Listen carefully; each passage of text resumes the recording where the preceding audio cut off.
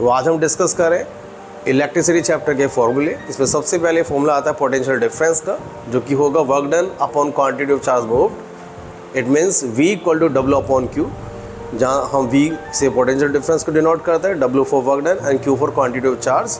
और ऐसा unit of potential difference होती है वोल्ट, जिसको भी हम V से ही डिनोट करते हैं। नेक्स्ट है इसमें इलेक्ट्रिक करंट। इसका फॉर्मूला होगा quantity of charge moved upon time taken, I equal to Q upon T। और ऐसा unit of electric current is ampere, जिसको कैपिटल A से डिनोट किया जाता है। इसके बाद ओम्स लॉ।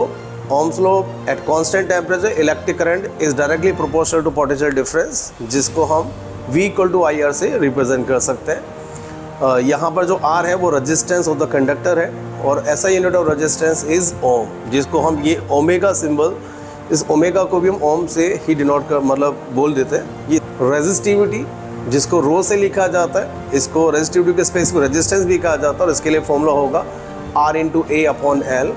यहाँ R रेजिस्टेंस है, A area of cross section है, L length of the conductor है, और इसकी जो यूनिट होगी वो होगी ohm meter. Then combined resistance of series. तो अगर आपके 2 और मोर रेजिस्टेंस सीरीज में कनेक्ट होंगे तो उनके लिए कंबाइंड रेजिस्टेंस का फॉर्मूला होगा R equal to R1 plus R2। और ये भी ध्यान रखिएगा, सीरीज में करंट सेम रहता है लेकिन पोटेंशियल डिफरेंस स्प्लिट हो जाता है।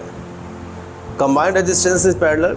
इफ 2 और मोर रेजिस्टेंस पैरेलल में होंगे तो इनका combined resistance 1 upon R equal to 1 upon R1 plus 1 upon R2 से हम कैलकुलेट कर सकते हैं। और ये ध्यान रखिएगा, पैरेलल सर्किट में पोटेंशियल डिफरेंस सेम रहता है लेकिन करंट स्प्लिट हो जाता है।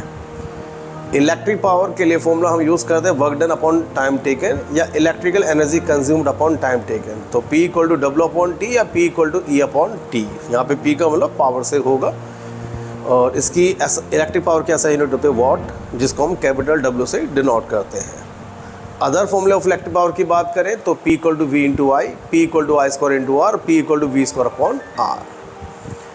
इलेक्ट्रिकल एनर्जी की बात करें तो उसको कैलकुलेट करने का फॉर्मूला होगा पावर इंटू टाइम, तो E equal to P into T। और ऐसा unit of electric energy joule होती है। अब जूल बहुत छोटी यूनिट होती है, तो इसलिए हम इसके प्लेस पे commercial unit of electrical energy use करते हैं, जो कि किलोवाट आवर होती है। 1 किलोवाट आवर 3.6 इंटू 10⁶ जूल होते हैं। जब भी कोई न्यूमेरिकल सॉल्व करने के लिए इलेक्ट्रिकल एनर्जी को कैलकुलेट करना हो तो वहाँ पर हमें इलेक्ट्रिक पावर को किलोवाट्स में और टाइम को आवर्स में लेना चाहिए, अगर आप इलेक्ट्रिक एनर्जी को कमर्शियल यूनिट में मेजर करना चाहते हैं। तो हीट एनर्जी के लिए फॉर्मूला होगा H equal to I square into R into T, जहाँ पर I electric current, R resistance और T टाइम, और इसकी जो यूनिट होगी हीट एनर्जी की वो होगी जूल्स।